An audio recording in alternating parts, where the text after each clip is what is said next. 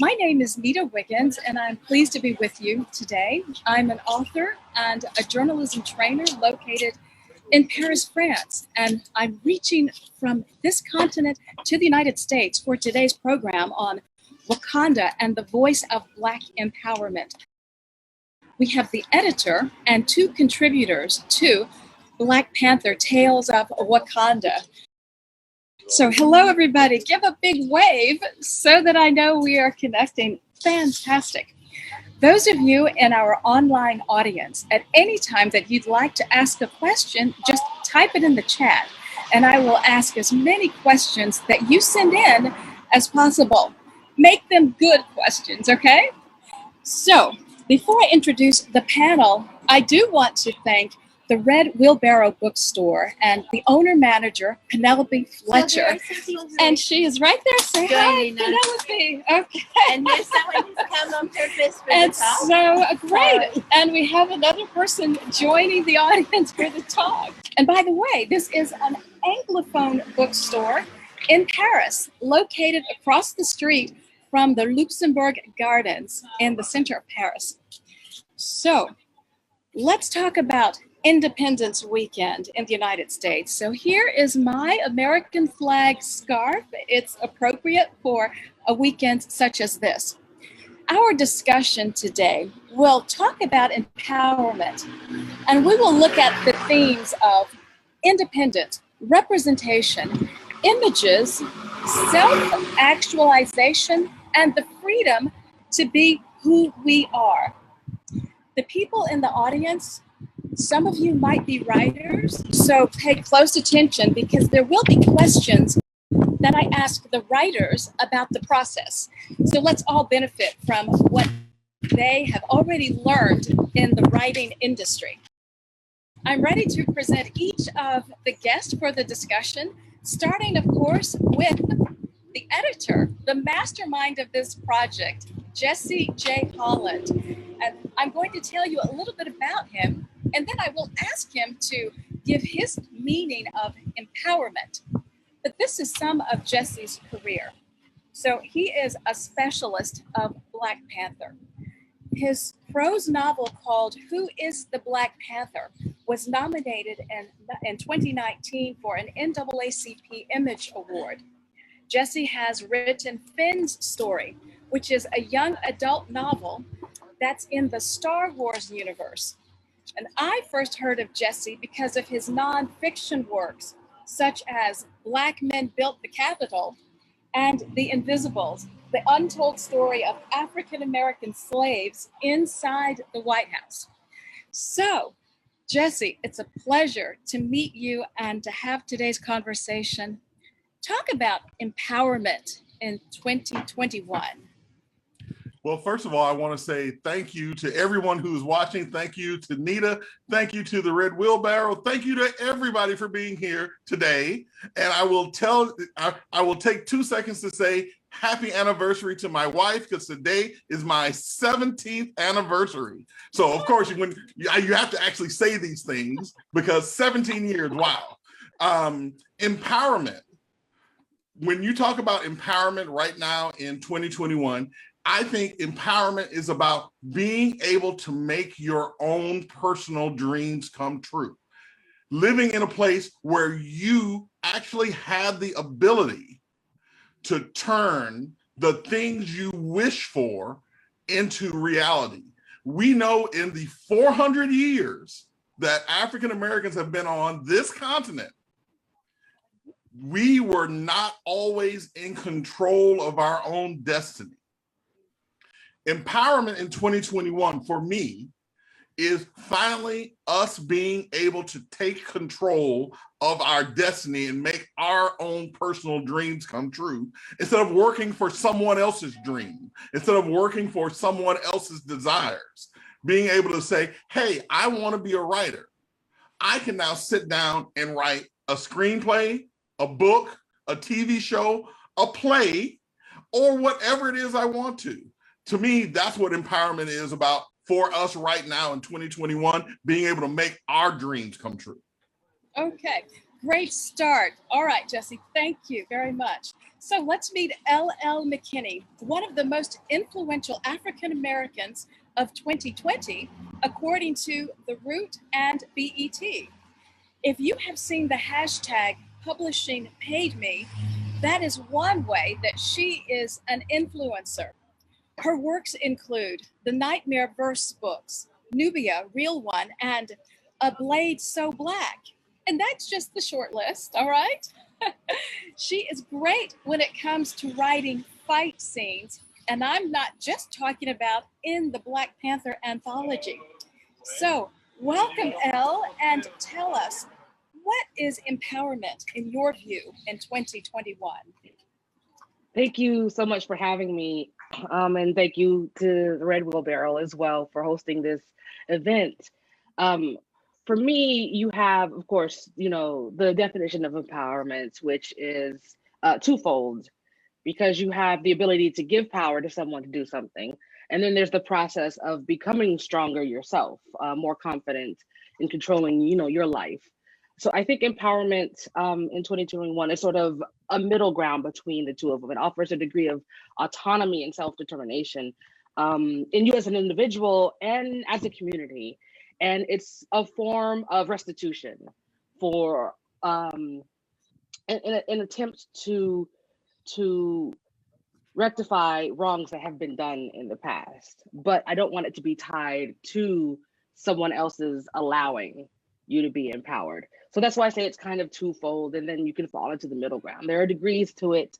And for me, it is being able to make myself the hero in my own stories for the first time in years, where when I first started out writing, that wasn't necessarily the thing, because I didn't see myself in these stories. So I didn't put myself in these stories until I reached a point where I had had enough of that. So that's what empowerment meant to me. Okay, it's the idea of not asking permission, right? It's jumping out there doing it. Thank you. Let's move on to Dr. Glenn Parris. And like Elle, he is really good at creating fight scenes. In fact, in his story in Black Panther, Tales of Wakanda, I was exhausted as his protagonist is fighting to save his life. So really enjoyed that reading. So as a medical doctor, Glenn also writes medical mystery, as well as Afrofuturistic and historical fiction. The Renaissance of Aspirin and Unbitten, A Vampire Dream are two of his works that have been adapted to screenplays. So bravo on that. And so Dr. Parris also teaches medical students at Emory and at Morehouse in Atlanta. So Glenn, hi. What is your reflection on Empowerment 2021? Since this is an international meeting, I'm broadcasting to you all from the British island, or the former British island of Barbados, which is the home of my ancestors.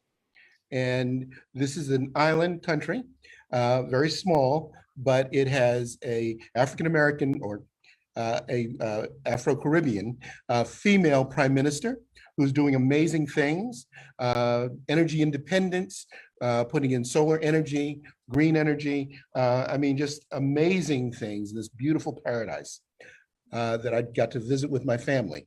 Although we just survived a hurricane last night. So it's been an interesting vacation. But empowerment to me means exactly this kind of thing. Being able to take the bull by the horns and change the narrative. If you're buying fuel from people who can set the prices unilaterally, make your own fuel, make your own power. If you are writing, as we do, then write your own stories. Never mind who has to publish them. Get the stories out there. More and more, we're discovering these independently written and published stories and how good they are. Okay, good. I'm sure people will want to know how to write and move that writing to a screenplay. So that might be a question that you have to address for us a little later. So those of you in the audience, you have met our panelists. Our discussion is planned for 1 hour today. So let's make it dynamic. Here we go. Jesse, How many times have people told you that they appreciate this project, this anthology, this beautiful 500-page book? And let me add to that question your parents' response to this book, because they are educators. So bring it. What do you have? Well, so let me just say that people have told me they appreciated this anthology so much, but of course, as a writer, I can tell you not enough, because you can still tell me that and I'll appreciate it. It's been, the reaction to Tales of Wakanda have been absolutely fabulous. But I will also say that seeing this book out there and getting to work with writers like Elle and Glenn has been one of the greatest pleasures of my life, because I actually came up with the whole concept of Tales of Wakanda. I had already written a Black Panther novel, and Disney came back to me and said, hey, well, what do you want to do next?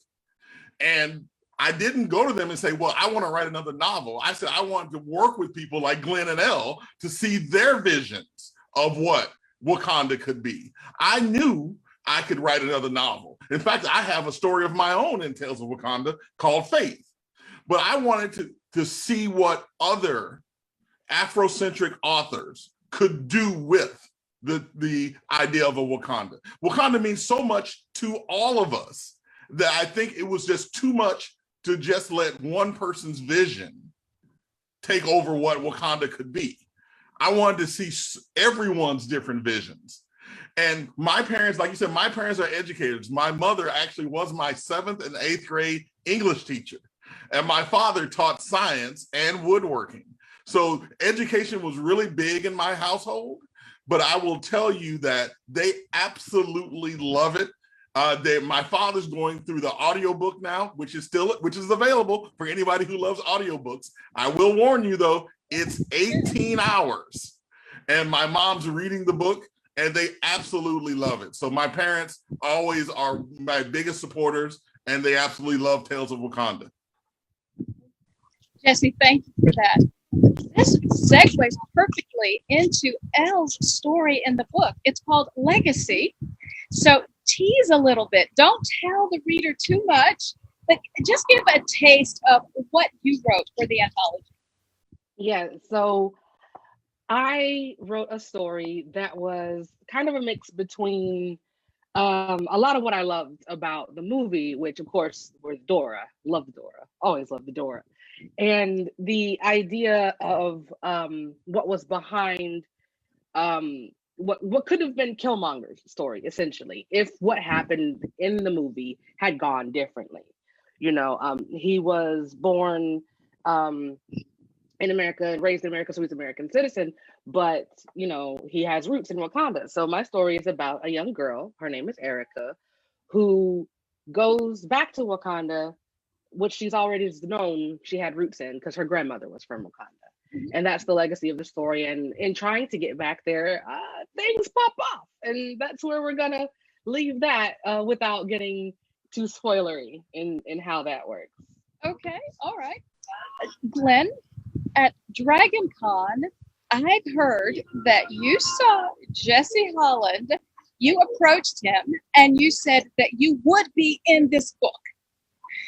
Tell us the truth. Is that the way it really went? And how is this adventure for you when it comes to telling a story of representation, self-actualization? How's it going, this adventure? Well, this is an unbelievable adventure, and I cannot tell you how much I appreciate the opportunity that Jesse gave me. I nearly accosted the poor man. I think he still has some bruises where I almost tackled him. But yeah, Jesse, described what he wanted to do, and I was so on board with it. I didn't even let him finish the sentence when I said I went in, and he kind of looked at me and he didn't know who I was, and his first thought was, oh my God, who is this guy? Let me not embarrass him too much and just say, yeah, sure, send me something. So I did, and I sent him something, I think fairly early in the process. And, he had to hold on to it for a little while before he got permission to really review it. But when he finally did, I take it that he was pleased. He sent me a 2-word email, you're in, and that was it. But distinct, right? quite succinct. Very succinct. He's a man of few words. But yeah, when I wrote my story, The Underside of Darkness, I wanted to address a few things. One, I wanted to welcome people into the story from a point that they were familiar. So Challenge Day. But this is over 100 years ago. This is 1912. And I wanted to show Wakanda's advanced technology, and I wanted to show a lot of their geopolitical challenges, things that any superpower has to deal with, but Wakanda has to deal with it, keep their technology secret, and keep their presence secret, and still, sort of, gently guide Earth out of trouble. So I wanted to put all those things in, and I had to account for, the atrocities of slavery, and some of the landmines that we've avoided in the past 100 years history, worldwide. And I have to mention, because I'm in Paris, that Marie Curie and the French exploration are part of your story. So that might use it a little bit more. Okay. I'm going to ask Jesse to read the dedication to the book. So while you search for that, Elle, let's go back to a point that you made at the beginning about being the hero in your own story, and how your family, particularly your sister's children, and then other people's children also can connect because of the way you are writing. What do you say about that? So I love science fiction and fantasy. I always have. And I was the, I was the big geek in my family. So while we had, the usual heavy hitters in contemporary and nonfiction in the house, Toni Morrison, James Baldwin, Maya and such, we didn't have a lot of Black science fiction and fantasy books in the house, because buying books was a luxury. You just didn't have the money for it sometimes. So you would buy a book that at least multiple people would be able to enjoy. You being able to have your own book didn't happen until I was closer to college, So I grew up reading books by a lot of white dudes, because that's what science fiction and fantasy was primarily, because of some things in publishing that we're not going to get into right now. We're here to celebrate. So I grew up reading about these white boys in these situations. And so the first few books that I wrote to be published were about white boys, because they were fantasy, and that's all I read, and that's what I thought you had to write to be published. I didn't know Octavia Butler was a thing until college. Like, even asking school librarians and the librarians at my local library, whenever I would ask for new stories, no one brought me Octavia Butler. Those librarians weren't people of color, they weren't Black, so makes sense, there's a problem with the system. So my sisters start having kids, and they start growing up in love with the same things that I loved, comics and science fiction and Star Wars. And I got to a point where I was like, you know what? And pardon my French. I said, I will be damned if they go through the same drought of storytelling that I went through as a kid. There will be at least one book with somebody on it who looks like them and their families, that saves the day and goes on adventures, isn't regulated to being the sidekick or the sassy best friend, if we're even allowed in the story. So that's how that happened for me. Is Alice wasn't my first book that I wrote. And when I say Alice, I mean A Blade So Black, that's this one. Yes. She wasn't the first book that I wrote, but she was the first time that I gave myself permission to be the hero of my own story. And that's the power of representation and not seeing yourself. That's why we fight so hard. So when I was writing my book, there was an 11-year-old girl, Marley Diaz, who was interviewed on television in New Jersey because she said exactly what you said. She wanted to read books in school that weren't just about white boys and their dogs. So I totally understand, and we are speaking from the same viewpoint as we talk about Black Panther Tales of Wakanda. Now, Jesse, as far as this dedication, some people say that you should write the dedication at the beginning of the writing process, because you might boost your emotional connection to the work. So I'll ask you to read that dedication, and then we'll talk about it. Well, the dedication of the book reads as such. This work is lovingly dedicated to our forever king, Chadwick Boseman. Long may he reign. Now, the reason why the book is dedicated to Chadwick Boseman is because the death of Chadwick Boseman came as we were putting the anthology together. And one of the things that we know is that when any of us today think of T'Challa, it's Chadwick Boseman's face that we see. He actually changed our envisioning of a character that's existed since 1966. So we don't think of the Black Panther now without thinking of Chadwick Boseman. And while this book is not a directly written from the movie book, we exist in a separate universe. It's that Chadwick Boseman inspiration that a lot of us used to come up with our stories. So there is no way this project could have come to fruition without Chadwick Boseman. And when and it's one of the people where you remember where you were when you learned that he died. There was the day he died, there was no doubt in my mind from that day forward that this book had to be dedicated to Chadwick Boseman because it was his inspiration.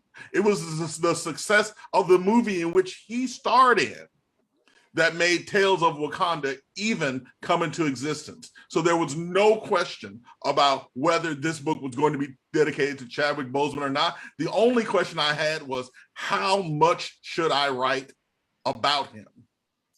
And when I sat down and thought about it, I was like, you know what? He's our forever king. There's nothing else that you should say about that. We'll just call him what he is, and we'll move on from there. So I'm really glad that we were able to dedicate Tales of Wakanda to Chadwick Boseman, because we wouldn't be here without the work that he did. So my follow-up to all of that, Jesse, is when you talked with Chadwick Boseman about the book, what do you want to share with all of us about the conversation that the two of you had? And my gosh, there had to be quite an emotional feeling that you had in that conversation. Now, unfortunately, Tales of Wakanda came out after Chadwick Boseman's death, but I was lucky enough to sit down and talk with Chadwick Boseman about my first Black Panther novel, Who is the Black Panther? Chadwick Boseman happened to be here in Washington, D.C., where I am, visiting his alma mater, Howard University. And he had just completed a overseas trip, came to DC to hang out at Howard University, and was scheduled to talk to me at 9 o'clock the next morning.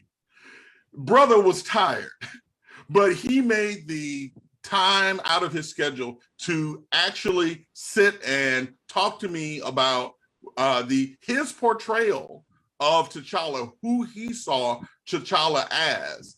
And I will tell you, one of my greatest experiences of my life was actually hearing Chadwick Boseman's real accent. Brother is from South Carolina, and he has a Southern accent. If you hear his real voice, but just like other people who work on television, like myself, I'm from Mississippi. So you don't really hear my Southern accent unless I want you to. A lot of us learn that code switching. So I told Chadwick I wanted to hear his real voice, and he broke out his South Carolina accent for me, which was really cool.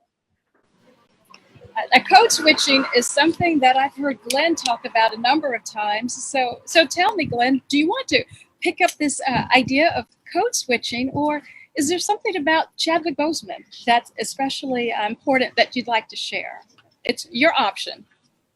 Well, I never had the pleasure of meeting Chadwick Boseman, but his craftsmanship when it came to acting was second to none. And I include in that second to none the greats like Sidney Poitier and James Earl Jones and Denzel Washington. I mean, he was second to none of them. If you look at Marshall, you look at 42, you look at Get On Up, You look at 21 Bridges. I mean, he spans the spectrum, and he puts on that cloak, that persona of whatever he chooses to act. He leaves nothing on the stage. And that is a quality that is tantamount to stardom in any genre, in any era.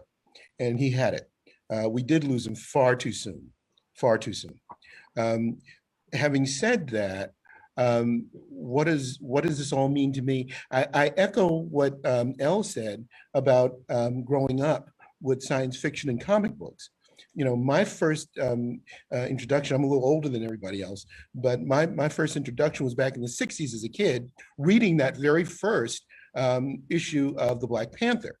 And, you know, I always tell the story about, you know, Reed Richards sitting on a $20 million bench. It just blew my mind, and I've remembered it for over 50 years. You know, this one comment in this one comic book from when I was a kid in elementary school, and a $20 million bench. This brother's got a $20 million bench that he lets people sit on, you know, and I was just hooked after that. And I followed the Black Panther through, you know, all of the iterations through the years. But I was echoing Elle in that, yeah, I remember when I first started reading science fiction. I was in elementary school, you know, I was a little precocious in terms of reading. And my first book was Andre Norton's Operation Time Search. Andre Norton was a female science fiction writer, of which there were very few of them back then. I never thought about Black folks writing science fiction or how many there were. In 1995, 96, you know, I told somebody I wanted to write a science fiction novel, and I wrote the first draft of a novel. And he says, do you know how many Black science fiction writers there were? And of course, he was not somebody who looked like us, but I said, I can't imagine that there are very many, maybe 20 or 30. He says, no, there are 3. And he rattled off, of course, Samuel R. Delany, Octavia Butler, and Steve Barnes. I says, wait a minute, that's it? He says, yeah. Now, of course, I didn't know about all the others, and they were using a very strict definition of science fiction. You know, of course, Chip Delany is a Hugo winner, and so is Octavia Butler. You know, and of course, Steve Barnes is married to our friend Tanavir Dew. So you know, he got into that mix, but W.E.B. Du Bois was not considered there. You know, Mary Baraka was not considered in that group. You know, so many of our great writers who've written alternative fiction, speculative fiction, were not included in the list of science fiction writers. And like Elle, you know, my initial heroes were, you know, Isaac Asimov and Frank. Oh my gosh, I'm blanking on his name now. Dune's writer, the great Frank Herbert. You know, and so many others. But you know, where were we in this mix? Where were the Black science fiction writers? I mean, we have so much baggage. We have so many stories that don't fit into those 7 or 12 stories that they say every story is a part of or is based on. You know, I think we truly have some unique stories. And, you know, I think they're just beginning to surface. Let me pause here and remind people in the audience that, yes, we've got more guests. Hello. Hey. We'll pause here and say that we are taking in questions from the public. And so I have to share you guys with the people in the public. So I'll pivot to those questions from the audience in just a moment. But let me ask Elle, do you have a thought you'd like to share about Chadwick Boseman? And then we are going to pivot to #publishing paid me. So let's have those 2 ideas in mind. And so do you want to start with some thoughts about the actor we lost too soon? I do remember exactly where I was and what I was doing when I found out, and I didn't believe it. It took me a good 15 minutes because I saw it. My initial reaction was, no, they got it wrong. Somebody did something, or somebody just, and I'm reading and I'm like, oh my God. And the first thought that entered my mind was, I have to tell the babies, like my nephews and my nieces who have grown up with this dude in these movies, like, and it, I remember thinking at first that it felt unfair that we had to let go of one of our heroes so soon. But then I was immediately filled with joy and pride at the memory of what he had given us, not just as T'Challa, but as you were saying, in all those other films, Jackie Robinson, and, so it was just, I don't think that I can remember a time before knowing he was out there and depicting our stories in the way that he has. That's just how much of a hold, that's his influence. And I hope that, if I ever get the opportunity to write in that world again, that I do that influence justice. That's what I mostly want with regards to his memory. I just want to do it justice. Talk about publishing paid me. Where that stands, what change you were seeking, what change has come about? There was no goal behind publishing paid me at first. It literally started with another YA author, Tochi Onyebuchi. He's the homie. He's another Black author in the YA space. And Black authors, we have been talking about for a long time. And then the Black authors before us were talking about for a long time. How don't get paid as much as our contemporaries, other non-Black people. And that's including other non-Black people of color as well. And, it's one of those things it's a secret, but it's not really a secret, So this was amidst all the nonsense of last year. It was amidst, the protests after the murder of George. And it was just a lot going on. And people were throwing their Black squares up on Instagram. And Tochi had said on Twitter, allies, if you want to do this whole equality thing, you're going to have to get ready for the uncomfortable conversation around money. And there were a bunch of authors who were like, yeah, let's talk about it. White authors, other authors of color, non-Black authors of color were like, yeah, let's talk about it. And for a couple of days, it was just people talking about talking. And I got upset. And I started hollering on Twitter, which is a thing that I do. And so I was like, y'all over here talking about this, but no one's saying anything. Put your numbers up. You want to have the conversation and you talking about you want to talk. So nobody said anything. And so I was like, do y'all need a hashtag? Here, publishing pay me. And then the first person shared theirs. And then more people started sharing theirs. And within hours, it was massive. And it honestly stemmed from just being frustrated with allies talking instead of walking, which is a habit a lot of them have. I'm just gonna be honest. Right. And eventually, getting phone calls and emails for interviews and such. And it's like, well, what do you want? What was the goal? And I was like, the goal has been the same since, before y'all made it legal for us to read and write, let alone publish books. I want to be treated the same, meaning you're going to pay me the same. That's the goal. So I have seen some change. It's been a year and a month, and there hasn't been much change. I have heard some people who were able to negotiate higher rates in their contracts. I have heard of some people who were able to negotiate higher pay when they go in for interviews. I have heard people being able to demand what they are owed, and some publishers have given what was necessary. There's still so much more to be done. There's still so much more to be given to these authors who weren't paid what they needed to be paid. And this is the whole conversation that stems around how people, particularly publishers, view what is or isn't a universal story. You had people in YA talking about Black people don't read, which is why they didn't want to put money towards The Hate U Give, which has been the biggest YA book since 2017. So, it was a moment of frustration that I feel we all have, in the community. It just got to a point where it came to a head and it burst, and people visibly saw the pain that a lot of us were in by knowingly being disregarded and devalued. So where we are, I mean, it's like how James Baldwin said, you stab I believe, I might get the numbers wrong, but you stick a 9-inch knife in my back, you pull it out 6 inches, that's not progress, So it's kind of the same thing where we're at. It's like, thank you for acknowledging what we've been telling y'all this whole time. Water is wet, moving on. What is a universal story? Because we Black writers of color, have been told that our stories are niche. But for those writers who are listening, give us a quick idea of what is universal so that we can have more in our ranks writing those stories.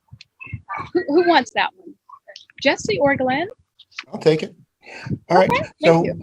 So one of the things, and I guess it's a buzzword for, no, we're not going to publish Black fiction, is, well, you've got a good voice, but I don't know where we would publish it. I just don't know where, how to market such a thing. When someone says that and they've only read, 1 page or 3 pages, you have to ask, well, you don't even know the story. How can you decide what you think you can publish and what you can't publish? And, my stories, are very diverse in terms of characters. There are white characters, there are African-American characters, there are Caribbean characters, there are Asian characters, there are Latinx characters. I span the gamut, and they're about mainstream stuff.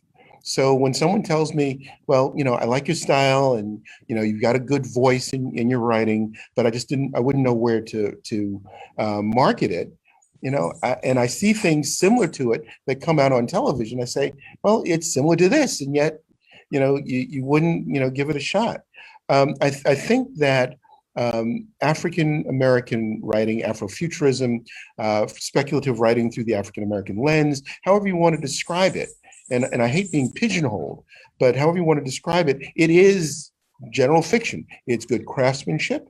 It's good storytelling, but it's shared through an African-American lens where, all the baggage that we've carried for the past 400 years plays into the nuances of the scenes in each story. They're the same kinds of scenes that you see in every other story. The outcomes may be different. The points of view may be very different, but they are stories of a similar kind. But there are just certain stories that have never been told from the perspective of an underdog, from the perspective of someone who doesn't have agency over his or her own life. These kinds of stories have never been told before. Thank you for that answer, Glenn. Our time is quickly getting away, but here's a question from someone in our online audience.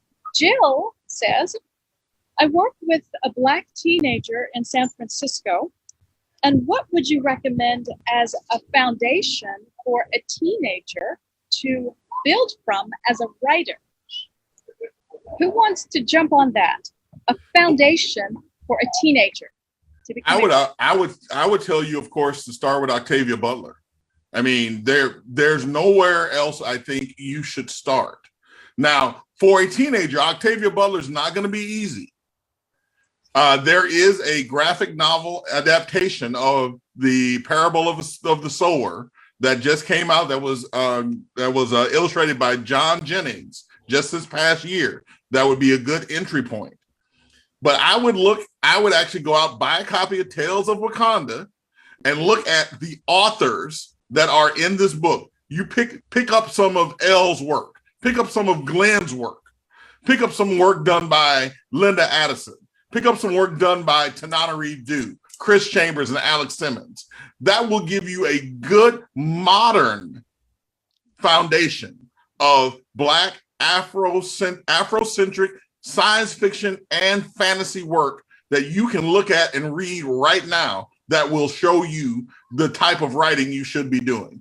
And Nita, let me just go back real quick to your previous question, put on my editor hat real quick and say, if you start out trying to write a universal story, you're going to write a very boring, never will be published story. You need to write the best story you can write. Don't worry about who's going to read it. Because if you write to an audience, you will fail. You need to write the best story you as an author can write. Write from your experiences and your loves, not what you think somebody else wants to read. There was a question that came in from someone online and wanted to know, Jesse, this might be more for you. How did the women in Wakanda become the power base? How did the women in Wakanda reach the level of direction that they have? Because are you going to be probably the Wakanda geek on the panel? Well, I jokingly call myself the king's biographer, but I will tell you that the modern incarnation of Black Panther, the women are the power behind the throne. T'Challa may get the glory, but the tech is provided by Shuri. Mm-hmm. The protection is provided by the Dora Mahali. The wisdom is provided by his mom. He wouldn't exist without the work of his mother. So I think what the Black Panther does, in addition to talking about colonialism and racism, there is a strong anti-sexism vibe in Black Panther. And I will tell you, when I was writing the first Black Panther novel, Marvel had to come back to me and say, hey, you're putting too much Shuri in here. Because I found Shuri to be the most fascinating character of all of them. And I had to actually, they're like, you're writing a Black Panther novel. Where's the Black Panther part of it? I'm like, well, I write to the characters that are the most interesting. And some of the most interesting characters in Wakanda are the Dora Mahali, Shuri, and Ramonda. So that's one of the reasons why I wanted to do the anthology instead of another straight Black Panther novel. It was because that gives some of these other characters a chance to shine. People don't know how great a character Okoye is. People don't know how great a character Shuri is. Black Panther Tales of Wakanda gave these characters a place where they could show what they could do. So I think that you underestimate Wakanda if you think Wakanda is a paternalistic society. It so very much is not. Okay. There is a line from Faith, the essay that you contributed to the anthology, and this line touched me in particular. It says that any child of Bast in Wakanda can be nurtured, loved, and revered. And I would like all three to respond to that idea, because this 500-page anthology is a loving tribute to the people coming after us. That's how I absorb it. One of the things that I love about Black Panther is the reaction that children have to the character, because Glenn, Elle, and I are all geeks from, unfortunately, a few years back. And when we came up, there were no Black Panther movies. There were no Blade movies. There was no Sam Wilson as Captain America. We didn't have heroes that looked like us. What the Black Panther has done is ensured for all time that when our children are growing up, they'll know that they can be heroes. They can be warriors.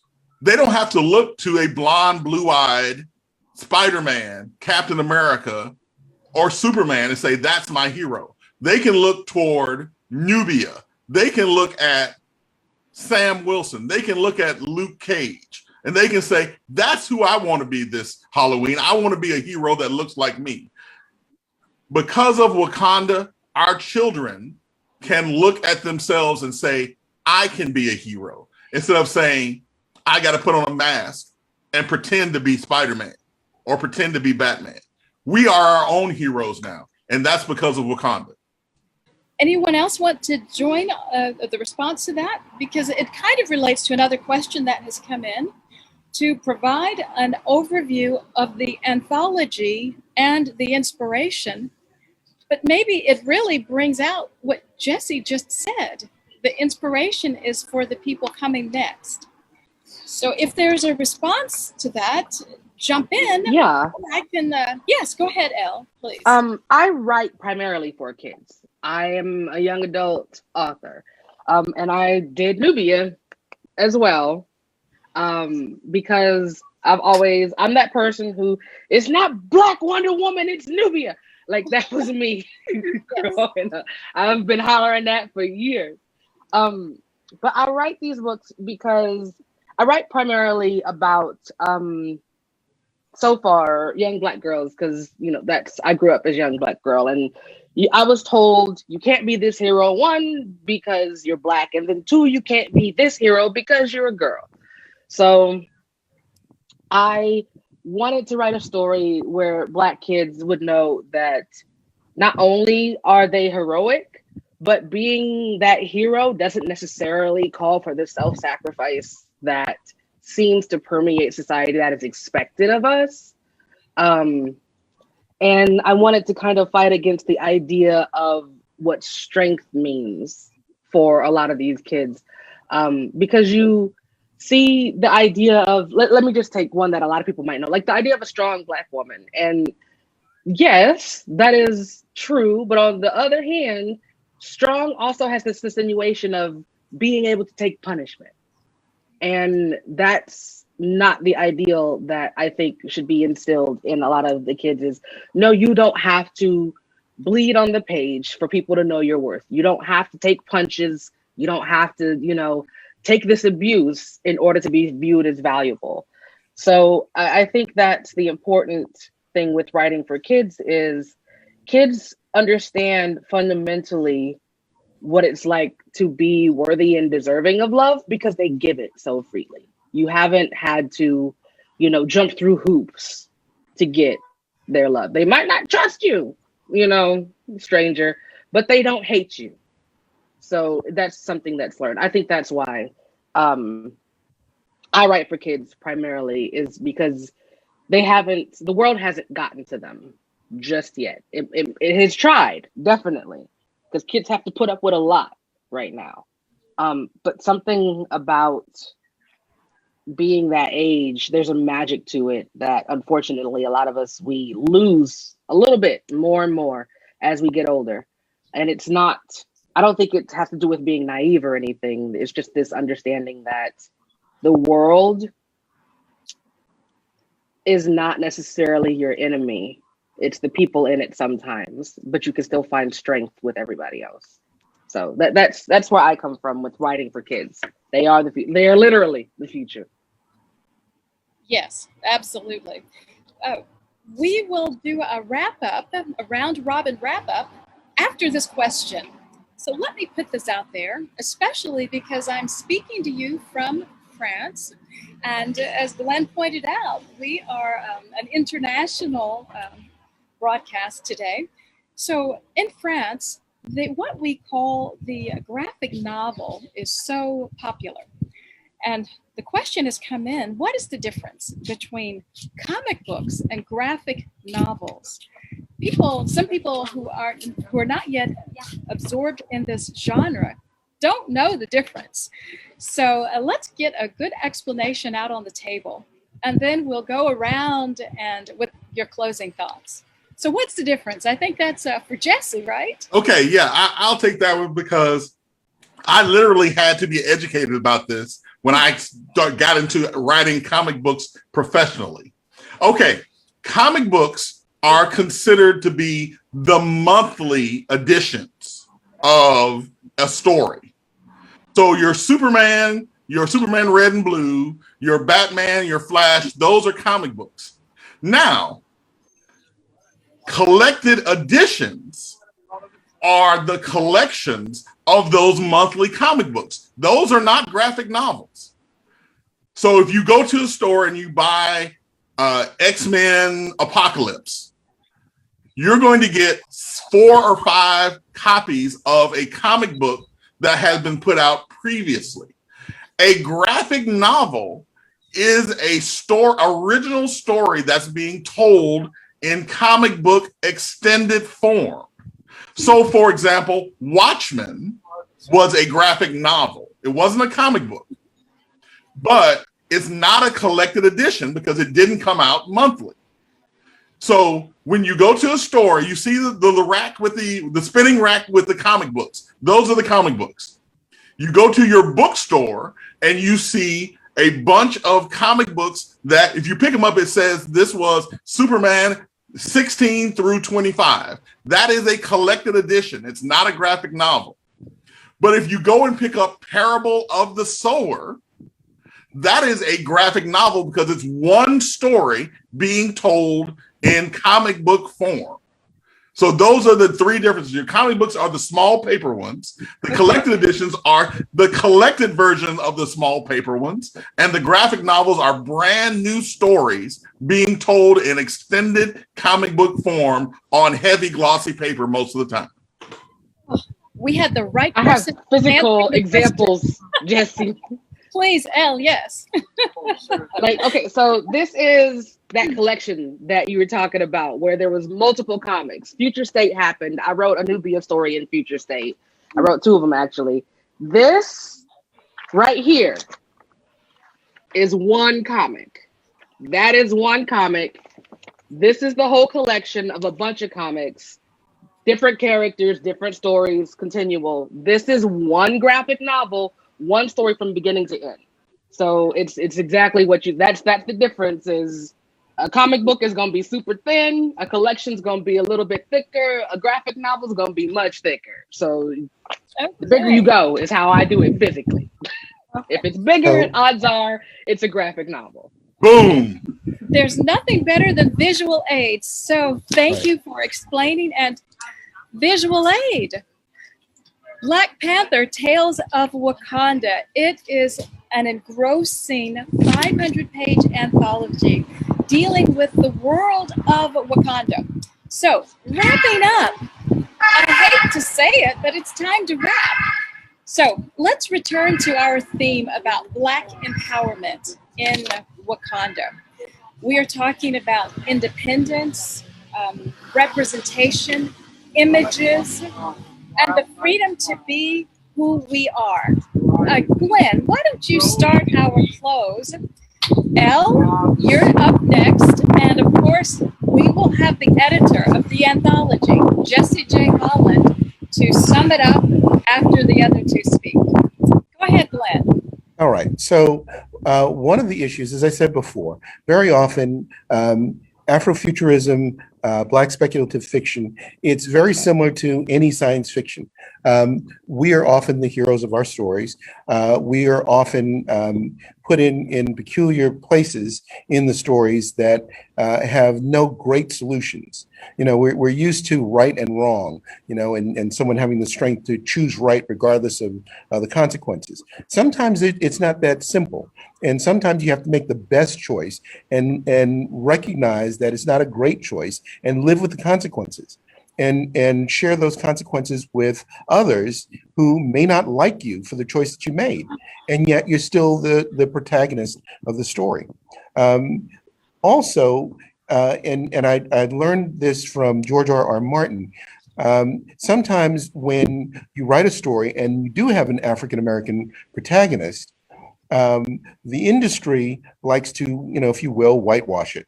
So it's a graphic novel allows you to put it right out there. And you actually have two creators with a graphic novel. You have the writer who writes the story, but you also have the artist.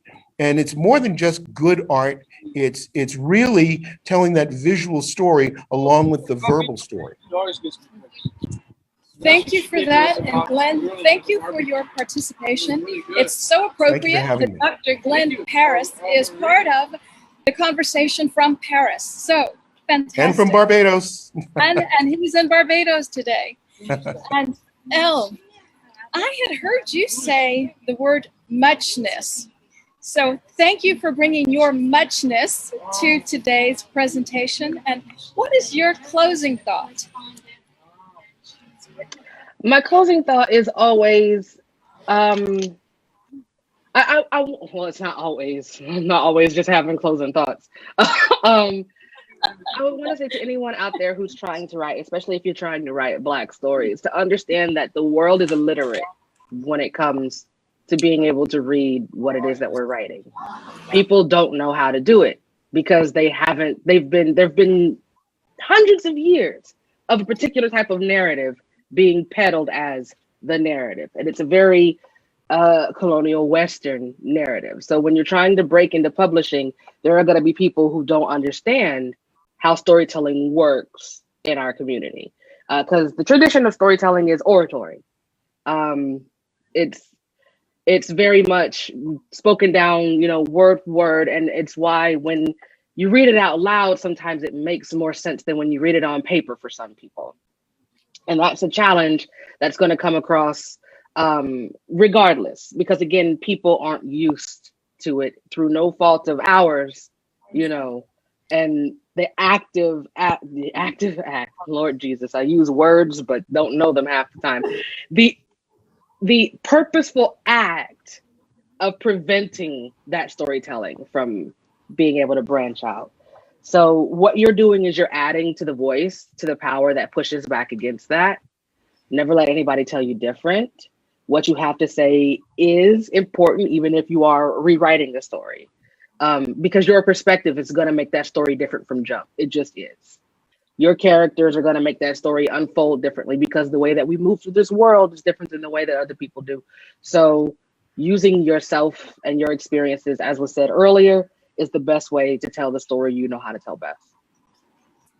Thank you for the comment there, Elle. And again, your muchness was much appreciated. So very wonderful to meet you and to interact. And we'll wrap up with Jessie. And I didn't say at the outset that you are a Saturday host on C-SPAN. And no joke, that is my favorite network. I follow C-SPAN for everything. But back to Black Panther and Black empowerment. And I want to make sure that we're getting a final request here. But I want to make sure, Jessie, that you give your closing thought on the topic Black empowerment through this lens of independence, representation, and freedom. One of the things that I think is underestimated is the power of Black literature in the idea of Black empowerment. To first do a thing, you must dream a thing first. And for years, our dreaming through literature has been stifled by the country in which we live. But now we're finally getting chance to see, dream, and be the things that we should have been for the last 400 years. And it is incumbent upon us, those of us who live in the time we do now, the time that we live in right now, to take advantage of the things we have and to set an example for those who come behind us. There are so many writers I know who write because they saw their parents do it. I'm the son of a writer. My mom started writing when she was a child, but there was nowhere for a woman in 1950s and 60s Mississippi to become an author. So I am the result of her dream. And you never know who is watching you. There is a child and a teenager and possibly an adult author out there right now watching us saying, well, if they can do it, so can I. So it's our responsibility to empower those who come behind us, to let them know that they can do it. The road may be long, the road may be tough, but you will be so happy when you write the words "the end" in your manuscript. So for all of you out there who are still struggling and saying, I don't know if I can do it, look at Elle, look at Glenn, look at me, look at all of those other writers out there. And I promise you, you can do it and you should do it. And I can't wait to read your book. Thank you very much. That's Jessie J. Holland, Elle McKinney, and Dr. Glenn Parris. So thank you for being a part of the program that was entitled Black Empowerment, connected to Black Panther Tales of Wakanda. I also want to say thank you to Penelope Fletcher, who is the owner and manager of this beautiful Anglophone bookstore that I'm positioned in front of today. It is called the Red Wheelbarrow. It's across the street from the Luxembourg Gardens in the Paris 6th arrondissement. If you are in Paris, come in, take a look at the books. She has nonfiction titles, fiction titles, such as the Black Panther Tales of Wakanda, and children's books. So Penelope's going to just give us a good wave and say thank you to being a part of everything. So thank you, Yes, Penelope. wonderful. Heard bits of you. I'm sorry. Yes, she says thank you. Thank you. Thank you. Thank you. You're very welcome, and thank you. And my name is Nita Wiggins, and it's been great for me to be a part and to interact with all of you and to meet you. To meet you has really been wonderful. I'm going to sign off from Paris and hand the program over to our organizer, Kim McMillan. Thank you for putting this together. Bonjour, Nita. Oui, bonjour, au revoir. I just want to thank you. It's so important to me with Elle, with Glenn, with Jesse, what you talked about, Black empowerment. We need so much now to let our young people know that they are important, no matter what their race, but Black lives do matter, and Black art does matter, and Black voices in literature do matter. And all of you said that so beautifully. Thank you very, very much. And thank our audience. I thank people who are in California and the West Coast who are kind enough to wake up and listen at 8 a.m. in the morning, and the East Coast at 11, and Paris and Barbados. We're just so thrilled that you all took the time to come and listen. Thank you. Wakanda forever. I love that. I love that. Thank you so much. Thank you. Everybody. Civil rights baby, yes. So if the audience would like to say anything before we leave, you can unmic yourself quickly and say if you have a couple of words, or the audience in Paris, they can also speak. Yes. Audience in Paris, yes. Hi. Hi. I brought this because I bought this from Nita about 3 weeks ago, but I forgot to ask her to dedicate it. What do you say? Dedicate? Sure. Not dedicate, but to sign it. sign it. I forgot to ask her to sign it. You sound like you're from around my way. By the way, it is really well written and really interesting. I love biographies. I think, people's lives are interesting. If it's written with truth and skill, you have to have a little skill. I think it's always interesting. Nita definitely has a skill and has the life and has worked with the movement, civil rights issues.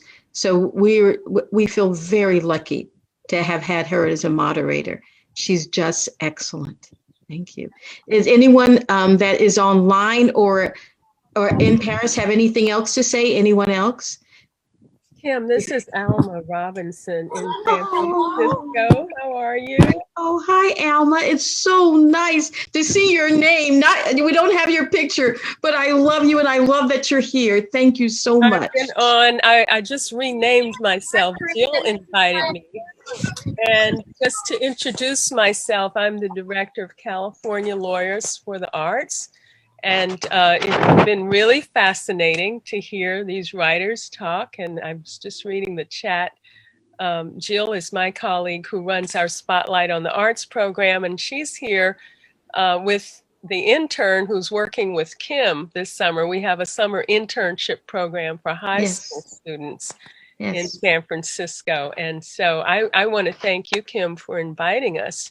This has been really, really fascinating. And I hope you will make it available, the video, so that it'll get a wide viewing audience. But thank you so much. And thank you for being here. And thank you, Jill.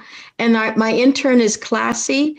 We're going to teach Classy podcasting so that we once again extend the voices of our beautiful young people.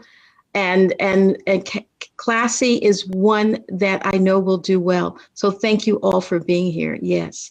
And I adore you, Alma. Thank you. And you and Jill have been so supportive. Thank you all. So if yes. Goodbye from Paris. Goodbye, Bye. Paris. I wish I was Bye there. from Barbados. Okay, everyone, take care of yourselves and have a wonderful 4th of July. Take care.